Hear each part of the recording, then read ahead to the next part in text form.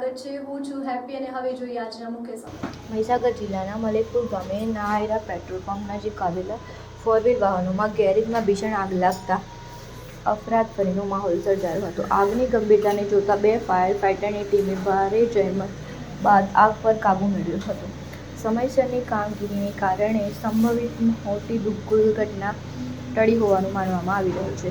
મહીસાગર જિલ્લાના મલેકપુર ગામ ખાતે નાયરા પેટ્રોલ પંપ નજીક આવેલા ફોર વ્હીલ વાહનોમાં ગેરેજમાં અચાનક આગ ભભૂકી ઉઠી। આગ લાગતા જ ગેરેજમાં રહેલો સામાન સળગી ઉઠ્યો અને થોડા જ સમયમાં આગે વિકરાળ સ્વરૂપ ધારણ કર્યું હતું। ઘટનાની જાણ થતાં સ્થાનિક લોકો મોટી સંખ્યામાં ઘટના સ્થળે દોડી આવ્યા હતા અને આગને કાબૂમાં લેવા માટે પ્રાથમિક પ્રયાસો હાથ ધર્યા હતા। ઘટનાની ગંભીરતાને ધ્યાનમાં રાખીને 2 ફાયર ફાઇટરની ટીમે તાત્કાલિક સ્થળ પર મોકલવામાં આવી હતી। આગ ગેરેજના પાછળના ભાગમાં વધુ ફેલાતા ફાયર વિભાગે જેસીબીના મદદથી પાછળની દિવાલ તોડી અંદર સુધી પાણીનો મારો ચલાવ્યો હતો।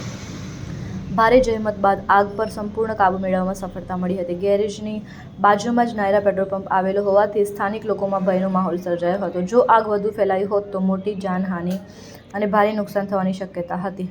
જો કે ફાયર વિભાગની સમયસરની કામગીરીને કારણે મોટી દુર્ઘટના ટળી હતી। હાલ આગ લાગવાનું ચોક્કસ કારણ જાણી શકાયું નથી।